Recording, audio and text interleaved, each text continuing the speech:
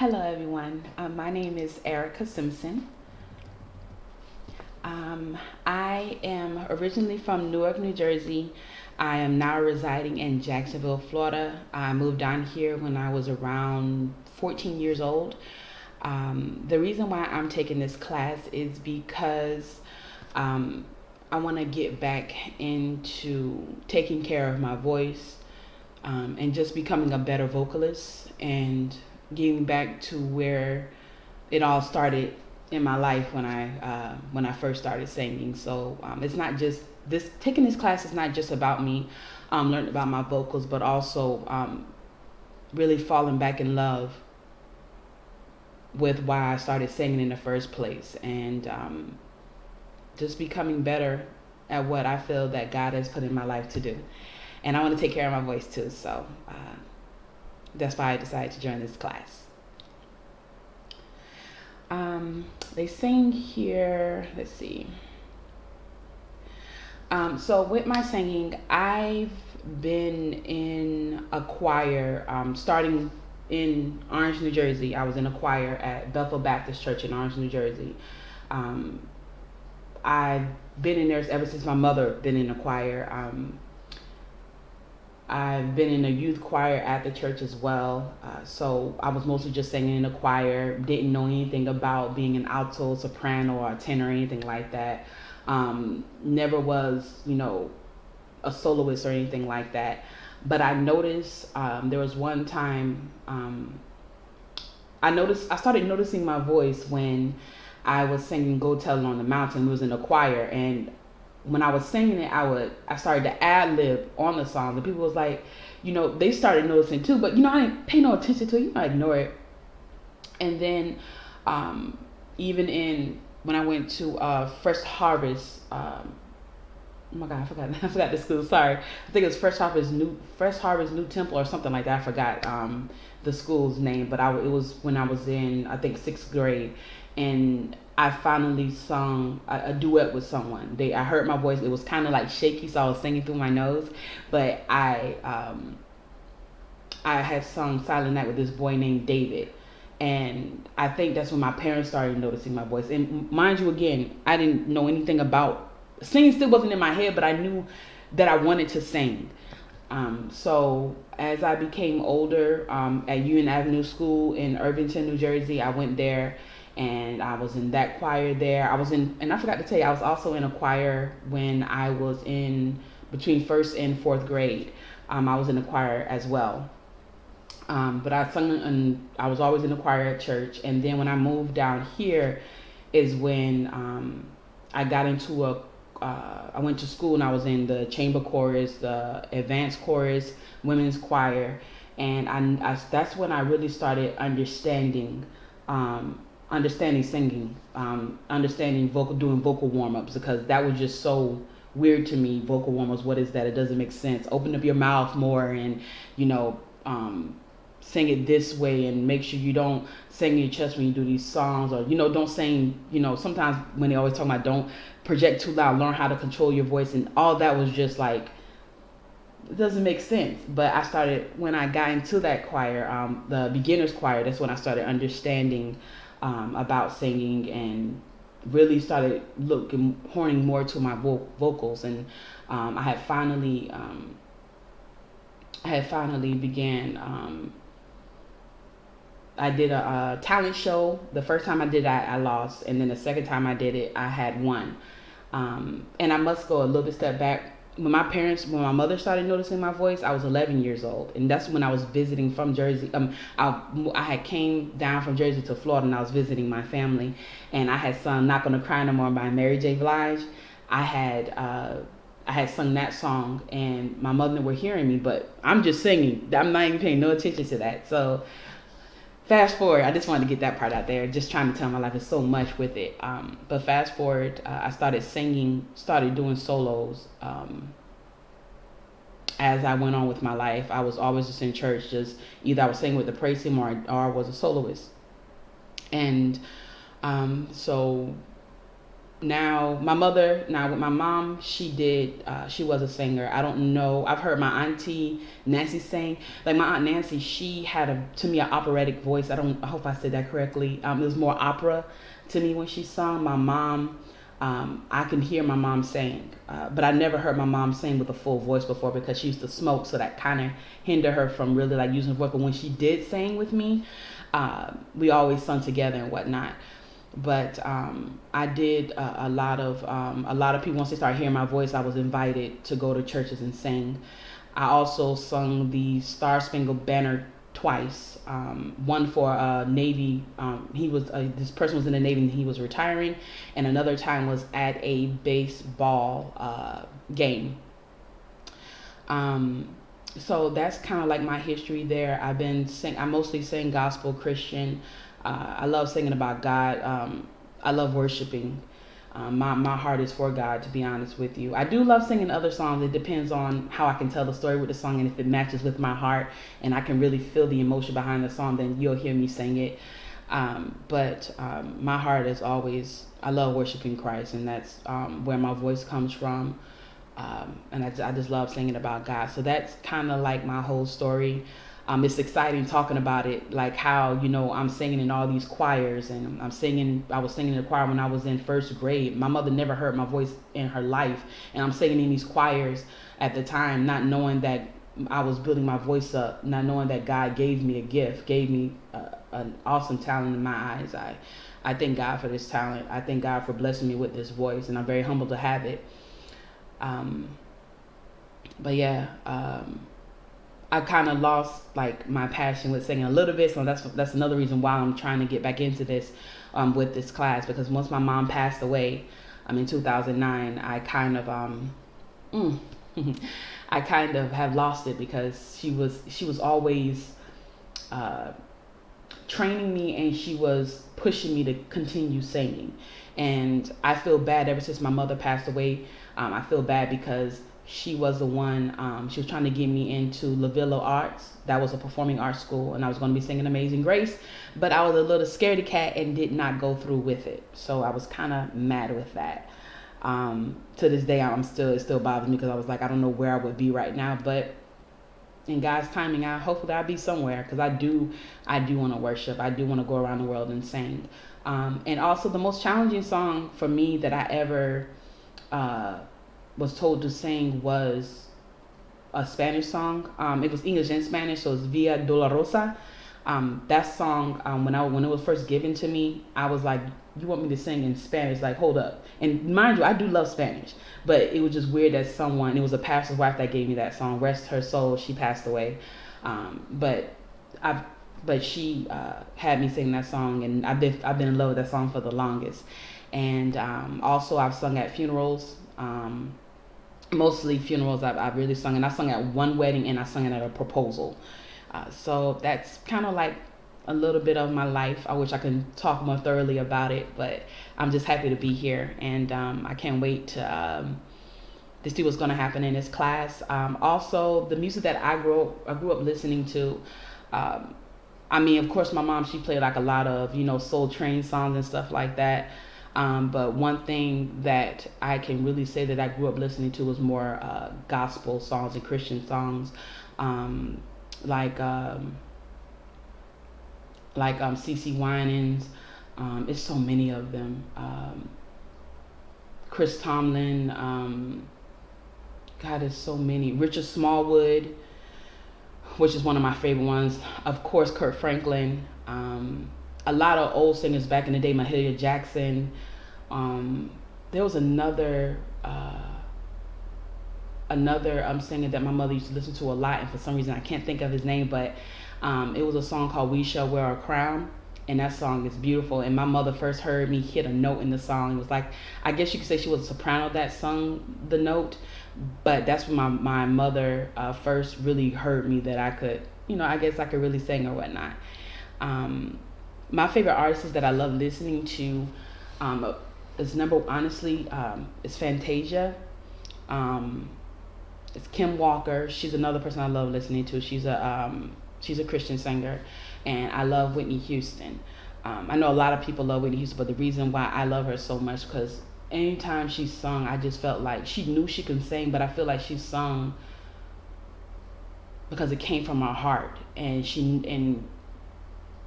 I don't know, this is when she sings, it just, she teaches me how to sing with emotion and understand what I'm singing when I listen to Whitney Houston. And of course, she definitely had God in her life, regardless of what happened to her. But I feel like I have some type of connection with Whitney Houston when it comes to singing. You're going to hear, I am going to be singing one of her songs, only because it's just something that I went through in my life that the song just connects with me. So I'm just going to sing like part of it. But yeah, those are some of my favorite artists that I love hearing, love listening to, because I just feel like when they sing, they just connect in such a different way with me, with my heart. And why do I want to sing?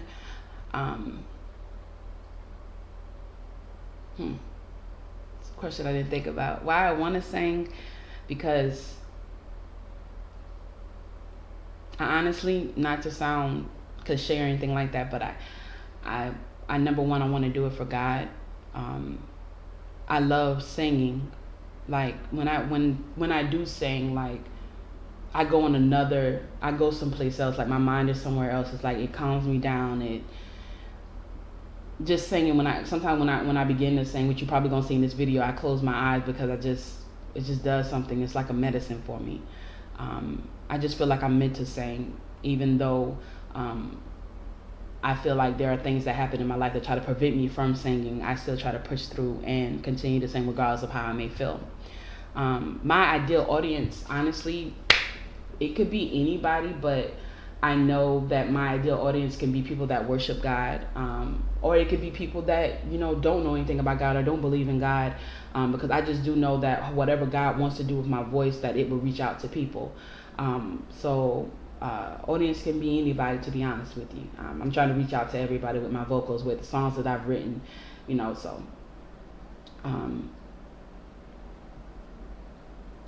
And it says, do you want to impress your friends, sing your child to sleep? Me personally, it's not to impress nobody. Even when I sing on the stage and people, congratulate me on singing, I always tell them, give the glory to God, because I try to stay as humble as possible, because I don't want it to get to my head and I get big-headed. So I, as far as like he says, performing massive arenas, it don't even have to be a massive arena. I just want to sing with people. Like I can be on stage. I love using people, the audience, as my background vocals. I don't know if that makes sense. Like there are times where people will sing and I'll let them go ahead. Like when the spirit really fills the room, I'll let them go ahead and sing, and then I'll just ad lib on them singing the chorus or whatnot. And I love doing that. It's so cool, like doing stuff like that. But if I'm in a massive arena, that's cool. If not, that's better. Like it doesn't matter to me, because I'm singing for God. I'm worshiping. I'm a true worshiper at heart. And it doesn't really matter to me. But I do want to sing around the world. And of course, if you're singing around the world, you might always be in a massive arena. Who knows? Who knows what God has in store for me? When I get done with this 30 days class, you never know what could possibly happen. Hopefully, I'm not gonna lie, I'm kind of looking to really fall back in love with my singing, because I think after my mom passed, it just kind of, left me a little bit. But I do sing sometimes, and if people bring up singing, I know I get mad, I get excited about it, and so I know there's something there. So yeah. What I'm hoping to get out of this class, like I said, I want to fall back in love with my singing. I want to I want to make sure that I want to get back in taking my vocals more seriously. It's just like when a person goes and they go train for the Olympics, or they go train to run track or train to box. You can't just train that one day and then 2 weeks later you stop, and then 2 weeks later you want to train again, because you're defeating the whole purpose of training. So I'm trying to get back on staying diligent, staying consistent, being persistent, and just sing regardless. Sing every day, whether it's doing vocal warm-ups, just get back into singing. I just want to get back into singing. I want to stay true to it, and I want to fall back in love with it. I want to see at this age that I am right now what I can really do. I'm looking forward to understanding my vocals. I'm looking forward to seeing what I can really do with my voice. I feel that I've had limitations on my voice, making it seem like I can't really do much with it. But I'm looking forward to learning every aspect of my vocals and who I am.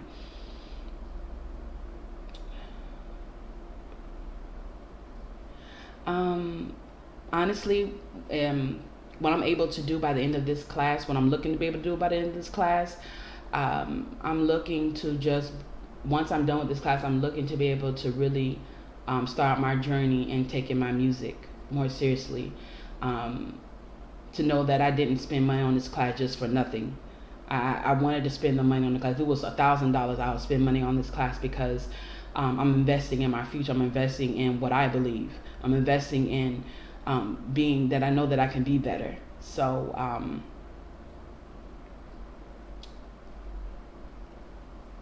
just ready. And it says, imagine your final performance in your head. What is this performance like?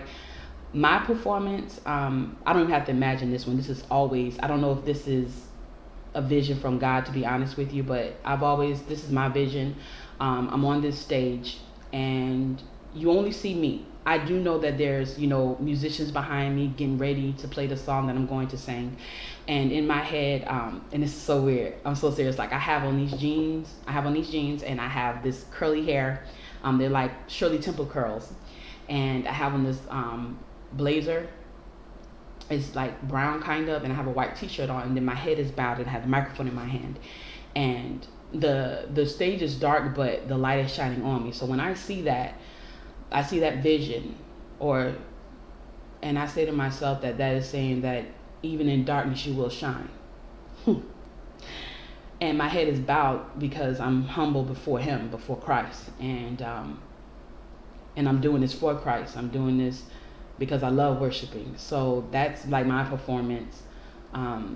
That's all I see for right now. Maybe I'll see something different when I get done with these classes. So the next thing would be, I'm going to go ahead and sing. And like I said, I wanted to get in, I was going to sing a Whitney Houston song. It's called Run to You by Whitney Houston. That's the song that I am going to sing. So I really hope that y'all like it. I am going to sing it a cappella. So here it goes. And I'm not going to sing too loud because I did start this kind of late and I live in an apartment complex, so I don't want to, interrupt anybody or anyone to bang on the door while I'm recording. So here it goes. I know that when you look at me, there's so much you just don't see. But if you would only take the time, I know in my heart you'll find, a girl who's scared sometimes, who isn't always strong. Can't you see the hurt in me? I feel so all alone. I wanna run to you. I wanna run to you. Won't you hold me in your arms and keep me safe from harm? I wanna run to you. But if I come to you,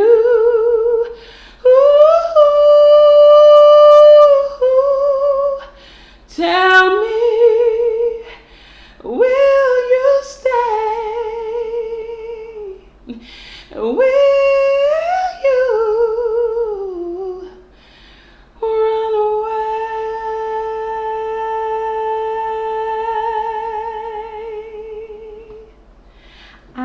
Thank you so much, guys, for listening. I look forward to tomorrow. I look forward to hearing from my peers. Y'all have a blessed day.